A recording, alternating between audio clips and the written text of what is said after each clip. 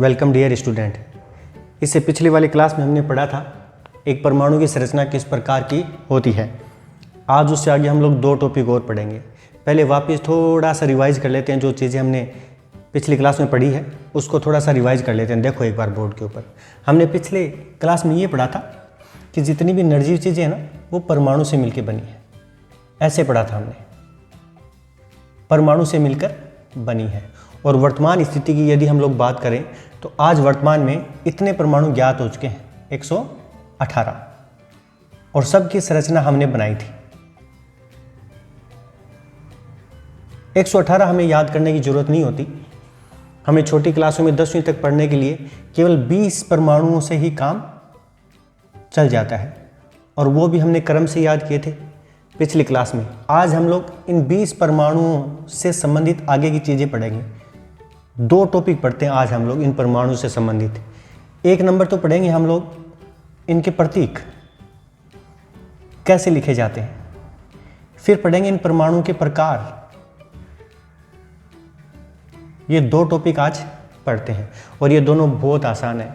हम लोग कितनी भी बड़ी क्लास में चले जाएं, सारी की सारी ये चीज़ें काम में आती है। ये इसका आधार है। तो समझिए एक बार आप लोग। पहले वापस मैं ये 20 परमाणु है इनको वापस लिखता हूं क्रम से। देखिए आप लोग 20 परमाणु। 1 नंबर पे हमने पढ़ा था हाइड्रोजन,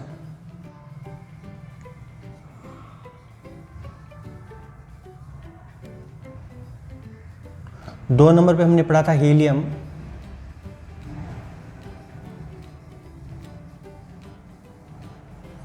3 नंबर पे पढ़ा था लिथियम,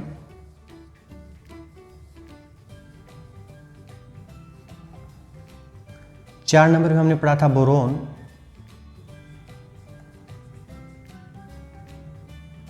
4 नंबर पे था बेरिलियम,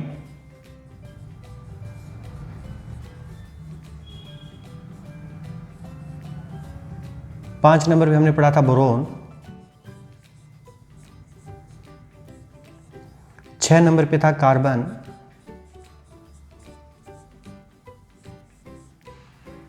7 नंबर पे था नाइट्रोजन,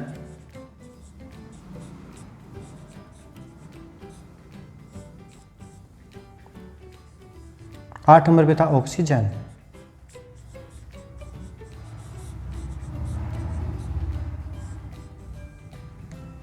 9 नंबर पे था फ्लोरीन,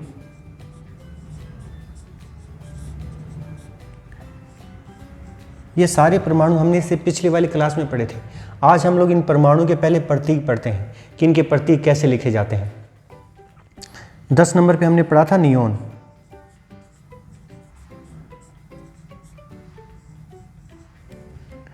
11 नंबर पे हमने पढ़ा था सोडियम,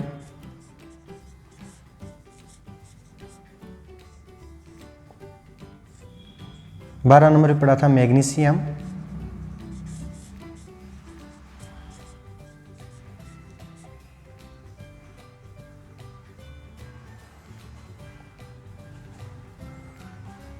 13 यहां लिख देता हूं। 13 नंबर पे हमने पढ़ा था एल्यूमिनियम,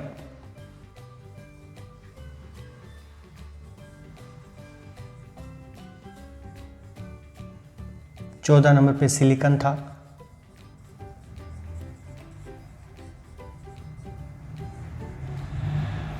15 नंबर पे फास्फोरस था,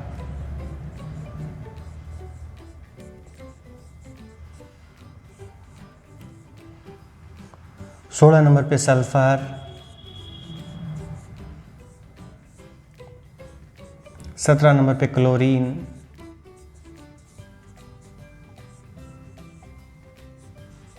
18 नंबर पे आर्गन या ऑर्गन, बात एक ही है, आर्गन, 19 नंबर पोटेशियम,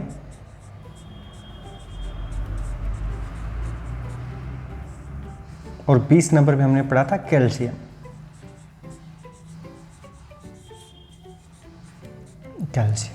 ऐसे हमने 20 परमाणुओं को पढ़ा था और 20 परमाणु के हमने क्रम से नाम लिखे थे। और ये बात भी समझी थी कि हम लोग इनको क्रम से क्यों याद करते हैं। जिस परमाणु में जितने प्रोटॉन होते हैं वो उतने नंबर पे आता है। तो आगे जो ये संख्या लिखी हुई है ये इसमें 3 कणों में से एक कण की संख्या है, वो है पी की, और पी को कहते हैं हम लोग प्रोटॉन। इसका मतलब जिस परमाणु के पास जितनी प्रोटॉन वो उतने नंबर पर आता है। अब ये 1 नंबर पे हाइड्रोजन, इसका मतलब हाइड्रोजन के पास 1 प्रोटॉन है, जिसके पास जितने प्रोटॉन होते हैं वो उतने नंबर पर आता है। हमने बात की थी कि कैल्शियम को क्यों हम लोग 20 नंबर पे लिखते हैं, क्योंकि कैल्शियम के पास 20 प्रोटॉन है। जिस परमाणु में जितने प्रोटॉन होते हैं वो उतने ही नंबर पर आता है, तो इसलिए हम लोग इनको इसी क्रम में याद रखते हैं। अब हम लोग शुरू करते हैं इनके प्रतीक, कि इन परमाणु के प्रतीक कैसे लिखे जाते हैं। प्रतीक के लिए हम लोग क्या करेंगे, ये जितने भी परमाणु है इन सब की स्पेलिंग लिखेंगे इंग्लिश में। स्पेलिंग जैसे हाइड्रोजन की स्पेलिंग यहां लिख देता हूं मैं, एक बार मिटा देंगे इनको बाद में। ऐसे हाइड्रोजन की स्पेलिंग मैंने लिख दी। ऐसे आगे आ गया हीलियम, हीलियम की स्पेलिंग लिख लेते हैं हीलियम। ऐसे ये इनकी हमने स्पेलिंग लिख ली। प्रतीक लिखने का मतलब होता है इनका जो हमने इनको इंग्लिश के अक्षरों में लिखा है, इनका या तो पहला अक्षर लिख देंगे या पहला और दूसरा अक्षर लिख देंगे, वो उसका प्रतीक हो जाएगा।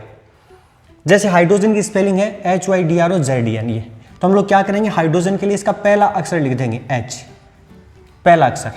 तो यहां पर हमने लिख दिया H। H का मतलब H हाइड्रोजन का क्या हो गया, प्रतीक। किसी परमाणु को जिस अक्षर से लिखते हैं वो अक्षर ही उसका प्रतीक कहलाता है। और परमाणु को प्रतीक के रूप में लिखने के लिए या तो उसका पहला अक्षर काम में आएगा या उसका पहला और दूसरा अक्षर काम में आएगा। अगर किसी परमाणु को हम लोग एक ही अक्षर से लिख रहे हैं तो वो अक्षर हमेशा उसका पहली ABCD का होगा, ये याद रखना आपको।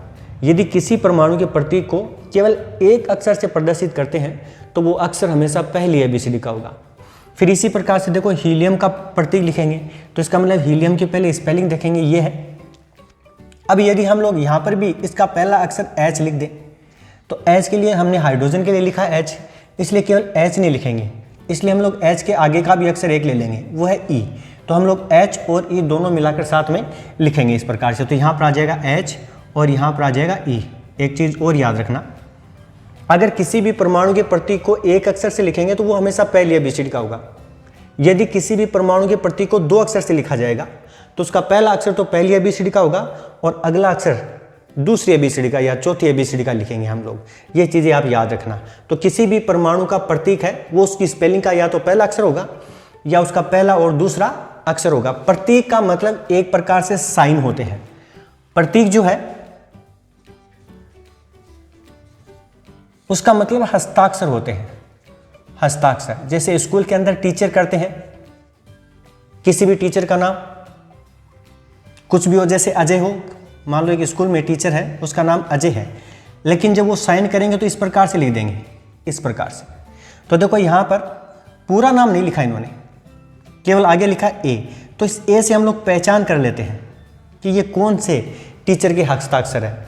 तो इसी प्रकार से ये जो हस्ताक्षर में भी जो अक्षर आ रहा है वो इसका प्रतीक हो गया कि वो कौन से टीचर के हस्ताक्षर है, उससे अपने को पता चल जाता है। किसी भी टीचर का नाम राहुल है तो टीचर राहुल नहीं लिखेगा, राहुल की जगह क्या लिखेगा, आर लिखकर इस प्रकार से आगे कर देगा। तो ये जो आर है वो इस सर का क्या हो गया, प्रतीक हो गया, और हमारे लिए ये साइन है। तो साइन का जो अक्षर है वो रियल में उनका प्रतीक है। वैसे इन परमाणुओं का जो प्रतीक है वो उसकी स्पेलिंग का या तो पहला अक्षर होगा या इनकी स्पेलिंग का पहला और दूसरा अक्षर। यदि प्रतीक को हम लोग एक अक्षर से लिखते हैं तो वो हमेशा पहली ABCD में आएगा। अगर हम लोग 2 अक्षर से लिखेंगे तो उसमें पहला अक्षर तो हमेशा बड़ा होगा और दूसरा छोटा होगा। आगे हमें लिथियम का प्रतीक लिखना है, तो लिथियम का प्रतीक Li होता है, Li। तो L तो आ जाएगा पहली ABCD का और I आ जाएगा दूसरी ABCD का, ये इसका प्रतीक हो गया। इसी प्रकार से बेरिलियम का प्रतीक होता है Be, तो B आ जाएगा पहली ABCD का और E आ जाएगा छोटी ABCD का, दूसरी का या चौथी का। इसी प्रकार से बोरोन, बोरोन को B से लिखा जाता है। अगर हम लोग इसको B से लिखेंगे इसका मतलब वो B हमेशा पहला ABCD में लिखा जाएगी। इसी प्रकार से कार्बन, कार्बन को C से लिखेंगे तो C का मतलब वो पहली ABCD में आएगा। नाइट्रोजन को N से लिखेंगे इसका मतलब वो N से आएगा, केवल एक ही अक्षर से। ऑक्सीजन को देखो, ऑक्सीजन की स्पेलिंग O से शुरू होगी, इसका मतलब इसका प्रतीक हो जाएगा O, तो O आ जाएगा पहली ABCD का। फ्लोरीन का प्रतीक F से शुरू होता है इसलिए इसका प्रतीक हो जाएगा F। नियोन का प्रतीक हो जाएगा NE, तो N तो आ जाएगा पहली ABCD में और बाकी आ जाएगा अगला छोटी ABCD में NE, तो NE प्रतीक हो गया नियोन का। ऐसे सोडियम का प्रतीक S नहीं होगा, खास बात है, देखिए आप लोग, समझाता हूँ मैं आपको, समझा दूंगा, पहले पूरे देख लो आप लोग। सोडियम का प्रतीक होता है Na, इसको स्पेशली रूप से हम लोग पढ़ेंगे, इसका प्रतीक ऐसे कैसे बन गया, बनना ऐसे चाहिए था लेकिन बन गया Na, बताऊंगा ये चीज़ें। मैग्नीशियम का हो जाएगा Mg, तो M हो जाएगा पहली ABCD में और G हो जाएगा छोटी ABCD में। ऐसे फिर एल्यूमिनियम, एल्यूमिनियम का जो प्रतीक होता है वो Al होता है, Al, तो A तो पहली ABCD का और L हो जाएगा छोटी ABCD का। इसी प्रकार से सिलिकॉन का प्रतीक होता है Si, तो S तो पहली ABCD में और I आ जाएगा छोटी का। फास्फोरस को हम लोग P से लिखेंगे, इसलिए ये पहली ABCD की आएगी। सल्फर को S से लिखेंगे तो वो भी पहली ABCD में। क्लोरीन में Cl होगा, क्लोरीन का प्रतीक Cl होता है, तो इसका मतलब C तो आ जाएगा पहली ABCD का और L आ जाएगा दूसरी या चौथी ABCD का, ये इसका प्रतीक बन जाएगा। ऑर्गन का प्रतीक होता है Ar, तो A पहली ABCD में और आ जाएगा छोटी ABCD का। पोटेशियम भी खास बात है, पोटेशियम को लिखना P से चाहिए था लेकिन P से नहीं लिखते, इसको K से लिखेंगे, बताऊंगा कैसे, इसको भी हम लोग स्पेशल रूप से पढ़ेंगे थोड़ा। पोटेशियम का प्रतीक K होगा। कैल्शियम का प्रतीक Ca, तो C पहली ABCD में और ये आ जाएगा दूसरी का या चौथी का, तो ये इनके प्रतीक हो गए। तो किसी भी परमाणु का जो प्रतीक होगा या तो वो पहली ABCD से या फिर उसका पहला अक्षर पहली ABCD में अगला हो जाएगा चौथी का या दूसरी ABCD का छोटा अक्षर। तो प्रतीक लिखने के लिए हमें किसी भी परमाणु के दो अक्षर चाहिए, या तो वो एक अक्षर में लिखा जाएगा या फिर वो दो अक्षर में। अगर एक अक्षर में लिखा जाए तो वो अक्षर हमेशा पहली ABCD का होगा। अगर वो दो अक्षरों से लिखा जाता है, दो अक्षरों से लिखा जाता है, दो अक्षरों से लिखा जाता है, तो उसका जो पहला अक्षर होगा वो तो पहली ABCD का होगा और अगला अक्षर आ जाएगा दूसरी या चौथी का। इसी प्रकार से देखो यहाँ पर पहला अक्षर हमने पहली ABCD में लिखा है, ये दूसरी का लिखा है, ये पहली ABCD का, ये दूसरी का। तो इसी प्रकार से अगर दो अक्षरों से प्रतीक को हम लोग प्रदर्शित करते हैं तो पहला तो आ जाएगा पहली ABCD में और अगला आ जाएगा दूसरी ABCD का। अब देखिए इनकी बात करते हैं दोनों की, इनको और इनको हमने ऐसे कैसे लिखा, जबकि हम लोग स्पेलिंग का या तो पहला अक्षर लिखते हैं या फिर पहला और दूसरा। इनके जो भी हम लोग ये नाम लिखते हैं ना, ये जो सारे जैसे हाइड्रोजन की ये स्पेलिंग लिखी, ये सारे इनके साइंटिस्ट नाम हैं और साइंटिस्ट अधिकतम नाम लैटिन भाषा से लिए जाते हैं, लैटिन भाषा से। इसका मतलब ये इनके लैटिन नाम है, लैटिन नाम है। यहाँ देखिए ये जो सोडियम है ये लैटिन नाम नहीं है, ये इसका सामान्य नाम है। जितने भी ये हाइड्रोजन नाम है, लिथियम नाम है, ये जितने भी हैं ये इनकी स्पेलिंग जो है, ये स्पेलिंग इनका लैटिन नाम है, लैटिन नाम। जबकि सोडियम सामान्य नाम है, ये लैटिन नाम नहीं है। तो हमें ये जानना होता है कि सोडियम का लैटिन भाषा में क्या नाम होता है। तो देखो ये जो सोडियम है ना, इसका लैटिन भाषा में नाम नेट्रियम होता है, इसको लैटिन भाषा में नेट्रियम कहते हैं। तो देखो नेट्रियम से इनका प्रतीक क्या ले लिया गया, Na ले लिया गया है। इसी प्रकार से यहाँ देखो पोटेशियम को हमने किससे लिखा, K से। इसका मतलब आप लोग ये जरूर समझो कि जो पोटेशियम नाम है वो लैटिन नाम नहीं है, वो इसका सामान्य नाम है। तो अब हमें इसका लैटिन नाम जानना है पोटेशियम का। लैटिन भाषा में इस पोटेशियम को केलियम कहते हैं, केलियम। तो केलियम से फिर देखो इसका प्रतीक क्या ले लिया गया, K ले लिया गया। तो ये जो प्रतीक होते हैं वो लैटिन भाषा से लिए होते हैं। सोडियम नाम सामान्य नाम है, इसी प्रकार से पोटेशियम नाम सामान्य नाम है और सामान्य नाम से कभी भी प्रतीक नहीं बनते, प्रतीक लैटिन भाषा से बनते हैं। इसलिए हमें यह जानना जरूरी होता है कि सोडियम को हम लोग लैटिन भाषा में क्या कहते हैं, क्योंकि प्रतीक लैटिन भाषा से लिए गए हैं। तो सोडियम को लैटिन भाषा में नेट्रियम कहते हैं, इसलिए यहां से इसका प्रतीक आ जाएगा Na।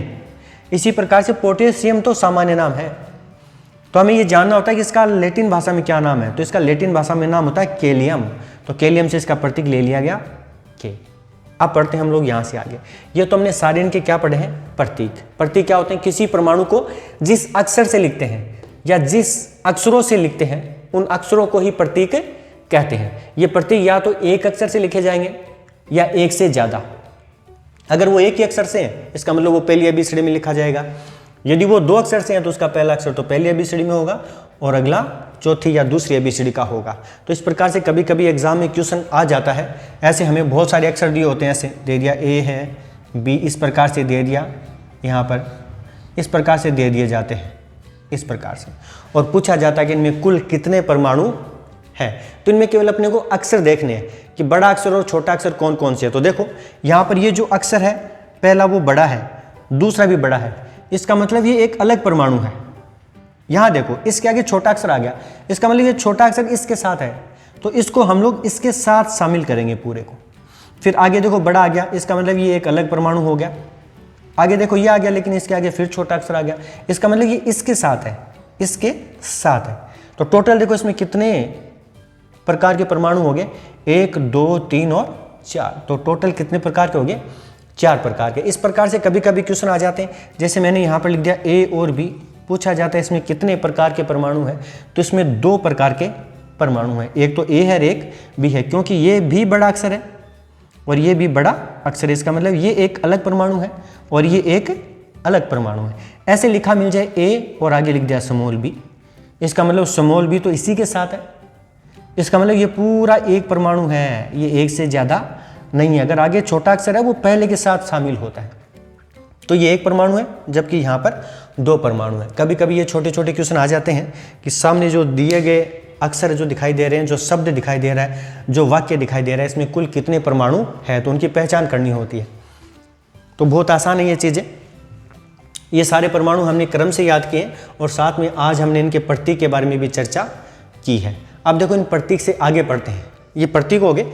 अब पढ़ेंगे हम लोग परमाणुओं के प्रकार, वो भी इलेक्ट्रॉन भरने के आधार पर। इलेक्ट्रॉन भरने के आधार पर हमने इलेक्ट्रॉन जब परमाणु में भरे थे तो परमाणु की संरचना बनी थी।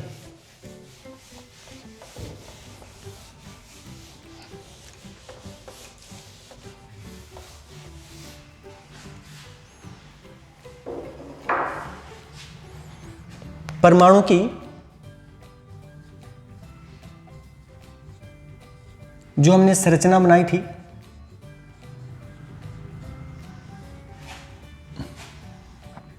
वो इलेक्ट्रॉन भरने के आधार पर बनाई थी।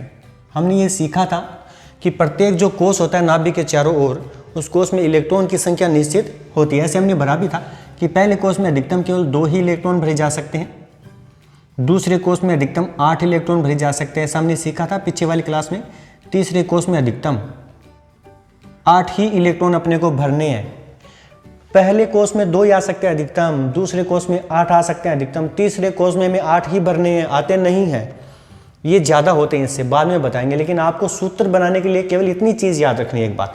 ऐसे ही अगर अपने पास चौथा कोष आ जाए तो इसमें इलेक्ट्रॉन हमें 8 ही भरने हैं, भरे 8 नहीं जाते, इससे अलग भरे जाते हैं। लेकिन सूत्र बनाने के लिए केवल अपने को इतनी चीज़ चाहिए इन 20 परमाणुओं के लिए। इससे अपना जो भी क्वेश्चन आएगा सब सही होंगे, गलत नहीं होंगे। तो देखिए आप एक बार फिर से, हमने जब परमाणु की संरचना पढ़ी तो हमने इलेक्ट्रॉन भरे, इलेक्ट्रॉन भरने के आधार पर हमने उसकी संरचना बना दी। तो जब हम लोग इलेक्ट्रॉन को भर देते हैं परमाणु में, इलेक्ट्रॉन जब भरते हैं तो इलेक्ट्रॉन भरने के आधार पर, इलेक्ट्रॉन भरने के आधार पर ये जितने भी परमाणु हैं वो 2 प्रकार के होते हैं। इलेक्ट्रॉन भरने के आधार पर ये जितने भी परमाणु हैं वो 2 प्रकार के होते हैं। देखिए कौन कौन से। एक तो होते हैं स्थायी परमाणु, स्थायी परमाणु। तो दूसरे फिर कौन से हो जाएंगे, अस्थायी परमाणु। ये 2 प्रकार के परमाणु हैं इलेक्ट्रॉन भरने के आधार पे। अब हमें केवल पहले ये पढ़ना कि स्थायी परमाणु तो किसको कहते हैं, अस्थायी परमाणु किसको कहते हैं। तो देखिए आप लोग बोर्ड की तरफ, स्थायी परमाणु वो होते हैं जिसका बाह्य कोश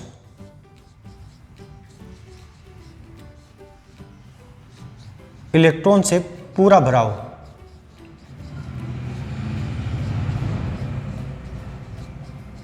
कोई भी ऐसा परमाणु जिसका जो बाह्य कोश होता है अगर वो इलेक्ट्रॉन से पूरा भरा हुआ है तब तो वो हो जाएगा स्थायी परमाणु। अगर वो बाह्य कोश इलेक्ट्रॉन से पूरा भरा हुआ नहीं है तब वो हो जाएगा अस्थायी परमाणु। फिर से सुनिए एक बार, स्थायी परमाणु वो होते हैं जिसका जो भी बाह्य कोश है अगर वो इलेक्ट्रॉन से पूरा भरा हुआ है तब तो वो है स्थायी परमाणु, और यदि बाह्य कोश इलेक्ट्रॉन से पूरा भरा हुआ नहीं है तब फिर वो हो जाएगा अस्थायी परमाणु। देखो बोर्ड के ऊपर कैसे, जैसे मान लो हमारे पास हाइड्रोजन है, हमने ये सीखा कि हाइड्रोजन 1 नंबर पे आता है। अब बात आती है 1 नंबर पे क्यों आता है, क्योंकि इसके पास प्रोटॉन 1 है। हमने ये सीखा है कोई परमाणु उतने ही नंबर पर आता है जितने उसके पास प्रोटॉन होते हैं। अब जिस परमाणु के पास जितने प्रोटॉन होते हैं उतनी ही संख्या में उसके पास इलेक्ट्रॉन होते हैं। इसका मतलब हाइड्रोजन के पास इलेक्ट्रॉन 1 हो गया। अब इन इलेक्ट्रॉनों को देख के हम लोग पहले हाइड्रोजन की संरचना बनाएंगे। तो संरचना जब बनाएंगे तो सबसे पहले बनेगा इसका नाभिक, नाभिक के बाद में बनाएंगे पहला कोष। जब तक पहला कोष कंप्लीट नहीं होता हम लोग अगला कोष शुरू नहीं करते। तो देखें आप लोग, अब ये हो गया इसका हाइड्रोजन का पहला कोष हमने बना दिया। और पहले कोष में देखो अधिकतम कितने इलेक्ट्रॉन आ सकते हैं, 2, जबकि हाइड्रोजन के पास कितने हैं, 1। इसका मतलब इसमें 1 ही इलेक्ट्रॉन भरा जाएगा क्योंकि है इसके पास 1, इससे ज़्यादा भर नहीं सकते हम लोग। तो ये बन गई हाइड्रोजन की परमाणु संरचना। अब इस परमाणु संरचना को देखकर हमें ये बताना है कि ये परमाणु स्थायी है या अस्थायी है। तो देखो इसका बाह्य कोष यही है और इसका जो बाह्य कोष है वो पहला है। अब पहले में अधिकतम कितने आते हैं, 2। आप बताओ इसमें 2 हैं क्या, इसमें 2 नहीं है। इसका मतलब ये पूरा भरा हुआ नहीं है। ये पूरा भरा हुआ कब होता, जब इस कोष में 2 इलेक्ट्रॉन पूरे होते। अब इसमें है कितने, 1। इसका मतलब ये पूरा भरा हुआ नहीं है। तो ये पूरा भरा हुआ नहीं है, इसका मतलब ये परमाणु फिर कौन सा हो गया, अस्थायी परमाणु हो गया। इसका मतलब हाइड्रोजन जो है वो कौन सा परमाणु हो गया, अस्थायी परमाणु। इसी प्रकार से मान लो अपने पास हीलियम है, He से लिखेंगे हम लोग हीलियम को। हीलियम को किससे लिखा जाता है, He से। तो He हीलियम कितने नंबर पर, 2 नंबर पर। इसका मतलब इसके पास प्रोटॉन 2। अगर इसके पास प्रोटॉन 2 तो इसके पास इलेक्ट्रॉन भी 2। तो इन देखो 2 इलेक्ट्रॉनों को जब हम लोग भरेंगे तो फिर इसकी परमाणु संरचना बन जाएगी। सबसे पहले इसका नाभिक बनाएंगे, ये बन गया इसका नाभिक। नाभिक के बाद में बनाएंगे पहला कोष। जब तक पहला कोष कंप्लीट नहीं होता हम लोग अगला कोष नहीं बनाते। तो देखो अब हमें ये देखना है कि इसके पहले कोष में अधिकतम कितने इलेक्ट्रॉन आते हैं, 2। इसके पास कितने हैं, 2। इसका मतलब 2 के 2 पूरे भरे जाएंगे। ये हमने पूरे भर दिए, ये लो। तो ये बन गए इसकी परमाणु संरचना। अब इसके पास कोई इलेक्ट्रॉन बचा ही नहीं है। अगर होता तो हम लोग आगे बढ़ देते, लेकिन इसके पास तो 2 ही थे तो 2 के 2 भरे गए। अब देखो हीलियम के पास, हीलियम का यही बाह्य कोष है, पहला कोष है। देखो ये नाभिक, नाभिक के बाद में ये पहला कोष है। पहले कोष में अधिकतम कितने आते हैं, 2।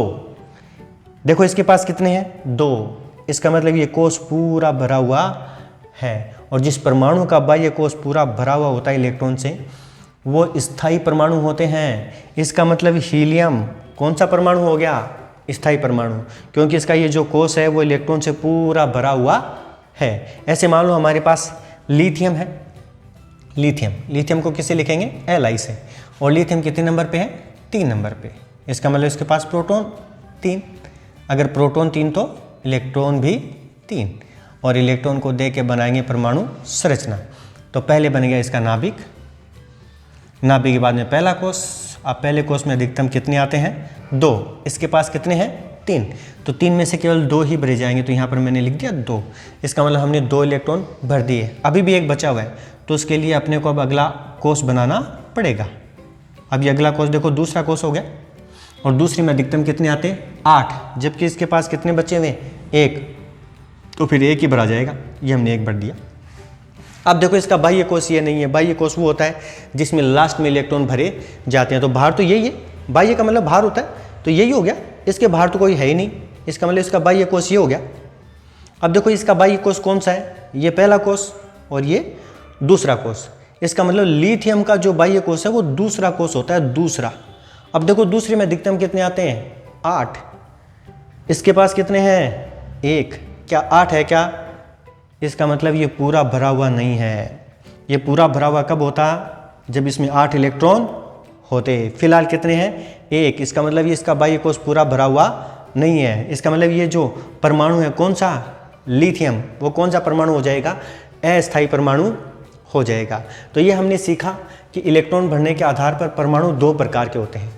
एक तो स्थायी परमाणु होते हैं और एक अस्थायी परमाणु होते हैं।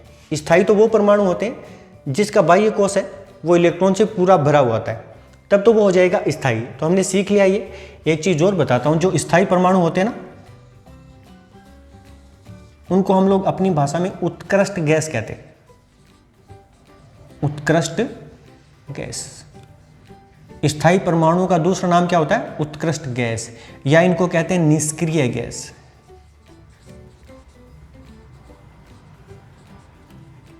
या इनको कहते हैं अक्रिय गैस। बात एक ही है, बात एक है, ये इन्हीं का नाम है।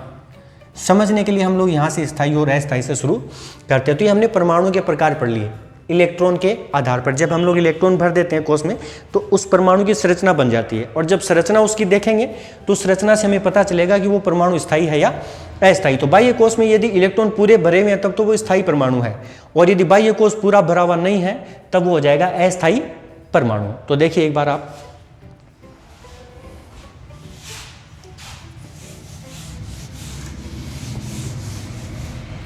हमने 20 परमाणु याद किए हैं। उन 20 परमाणुओं में से केवल 3 परमाणु, केवल 3 परमाणु, एक तो हीलियम, एक नियोन और एक आर्गन, ये तीनों स्थायी परमाणु हैं। अब हीलियम तो आता है 2 नंबर पर, नियोन आता है 10 नंबर पर, और आर्गन आता है 18 नंबर पर। ये सारे परमाणु देखो यहां पर लिखे हुए हैं। हीलियम आता है 2 नंबर पर, हीलियम 2 नंबर पर, नियोन आता है 10 नंबर पर, नियोन 10 नंबर पर, और आर्गन आता है 18 नंबर पर, आर्गन आता है 18 नंबर पर। तो लिख दिया यहाँ पर 18। ये जो तीनों परमाणु हैं, तीनों जो तत्व हैं, वो तीनों के तीनों तत्व स्थायी परमाणु है। क्योंकि जब आप लोग इसमें इलेक्ट्रॉन भरोगे तो उनको देखने से पता चलेगा कि इनका जो बाह्य कोश है वो इलेक्ट्रॉन से पूरा भरा हुआ है। जैसे मैं बता देता हूँ, नियोन के लिए देख लेते हैं। देखो नियोन ऐसे आप लोग करके देख लेना, नियोन 10 नंबर पे है, मतलब इसके पास प्रोटॉन 10, प्रोटॉन 10 तो इलेक्ट्रॉन भी 10। ये लो, तो बढ़ते इन इलेक्ट्रॉनों को सबसे पहले बन गया नाभिक, नाभिक के बाद में पहला कोश। अब देखो पहले कोश में 10 है, पहले कोश में अधिकतम कितने आते हैं? 2, तो यहाँ पर हमने 2 भर दिए। देखो 10 में से 2 भरे, अभी भी 8 बचे हुए हैं, तो उनको भरने के लिए हम अगला कोश बनाएंगे। तो ये हमने अगला कोश बनाया, और अगला कोश हो गया दूसरा। अब देखो दूसरे कोश में अधिकतम कितने भरे जाते हैं? 8। 10 में से पहले से 2 भर दिए, कितने बचे हुए हैं? 8। तो सारे के सारे यहाँ पर आ जाएंगे इस कोश में, तो हमने यहाँ पर 8 बनाकर छोड़ दिया। इसका मतलब हमने 8 इलेक्ट्रॉन भर दिए हैं। अब देखो इसका बाह्य कोश यही है, कौन सा हुआ? ये तो इसका पहला कोश है, ये इसका दूसरा कोश है। अब देखो दूसरे कोश में अधिकतम कितने आते हैं? 8। इसमें कितने भरे हुए हैं? 8। इसका मतलब ये इसका बाह्य कोश पूरा भरा हुआ है, इसलिए ये परमाणु कौन सा हो जाएगा? स्थायी परमाणु। तो ऐसे इसकी जब संरचना बनाओगे तो पता चल जाएगा कि ये भी स्थायी परमाणु है। और इन स्थायी परमाणु को क्या कहा जाता है? उत्कृष्ट गैस। ये बार बार क्वेश्चन आता है, बार बार, कि 2 उत्कृष्ट गैसों के उदाहरण बताओ। तो अपने पास यहाँ पर 3 है, 3 में से कोई भी 2 लिखे जा सकते हैं। कंपटीशन एग्जाम आते हैं उनमें से भी ये पूछा जाता है कि इनमें से उत्कृष्ट गैस कौन सी है, तो वहाँ पर 99.99% इनमें से कोई ना कोई एक जरूर मिलेगा, तो उनको दे के बताया जा सकता है। बाकी बच गए, देखो हमने कितने परमाणु याद किए हैं? टोटल 118। इनमें से कितने याद किए? 20। 20 में से 3 तो हो गए स्थायी परमाणु, बाकी कितने बच गए? 17। तो 17 के 17 परमाणु कौन से हो गए? अस्थायी परमाणु हो गए। तो 17 परमाणु 20 में से कैसे परमाणु है? अस्थायी परमाणु है। तो आगे जो हम लोग शुरू करेंगे कोई भी चीज़, तो वो हम लोग यहाँ से शुरू करेंगे, अस्थायी परमाणुओं से। तो आज हमने ये पढ़ा, 2 चीज़ें पढ़ी हमने परमाणु से संबंधित। एक तो इनके प्रतीक पढ़े, एक हमने जब इलेक्ट्रॉन भर दिए परमाणु में तो उसके प्रकार बन गए। तो प्रकार कितने बन गए? 2 प्रकार बन गए इलेक्ट्रॉन भरने के आधार पर। एक तो स्थायी परमाणु हो गया और एक अस्थायी। दोनों को हमने समझ लिया।